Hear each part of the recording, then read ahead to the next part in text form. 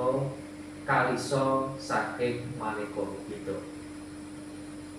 Semanten ugi Bapak Ibu Sri Kunjara sak kulawarga sumrambahipun sedaya sanak kathah ing Brontokusuman Margasang tansah sinongsonan ing karahaya.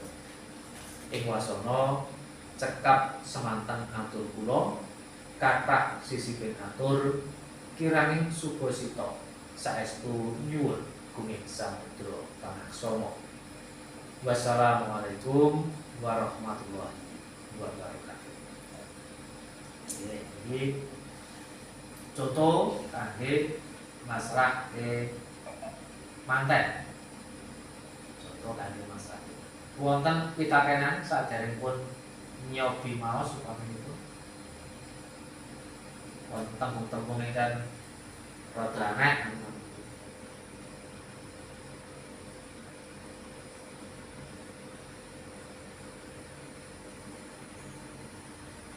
Moga pun wonten sumrambah menika mencapai keseluruhan. Sumrambah saya wonten malih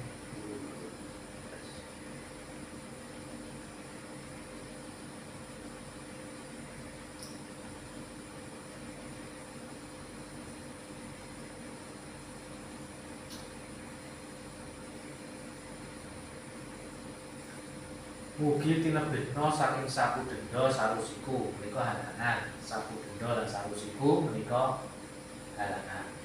Kumawantun kumawani padha. Ngadeg mergane mbasake awake dhewe, boten kok jumeneng.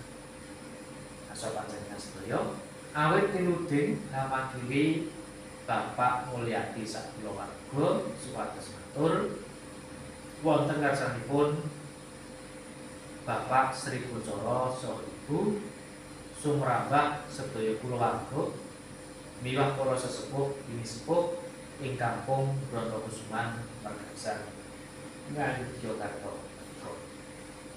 Inggih awit tinuding ngamakili boten perlu kanthi tembung amrating amrat. Mergane nek tembung amrating amrat seakan-akan le matur kapeksa. Padahal amrating amrat menika pun singkiri. Terus martake kawilujengan panjenenganipun Bapak Sri Kunjara sekalian sowan kula sarombongan inggih awit pangestunipun Bapak Ibu Sri Kunjara kasembuh pangestunipun para sesepuh lan para pinesepuh ing ngriki di sini nek mriki kemari. Dadi sing pas ngriki dadi mriki. Lampah kula sarombongan saking griya ing Pandhian Bularjo Ngayogyakarta dumugi ing wisma mriki inggih kanthi wilujeng nir ing sambekala. Nir kudu lir. Nir dihilakan. Nanging mbok bilih sowan kula sarombongan kawas randat kepara kasep satemah boten saged ngetrepi dhateng titi wanci ingkang sampun pinasti. Sedaya wau inggih awit kawontenan ingkang boten saged dipun sewani.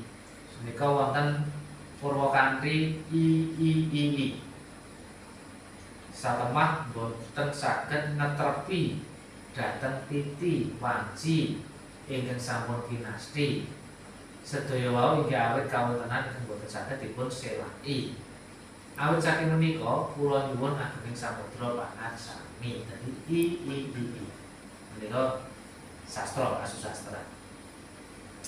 Sakaratung damel bonggonging manah dene sakdaten kula sak rombongan tinampi lan ingacarana kanthi sak tataning kekadahan. Dadi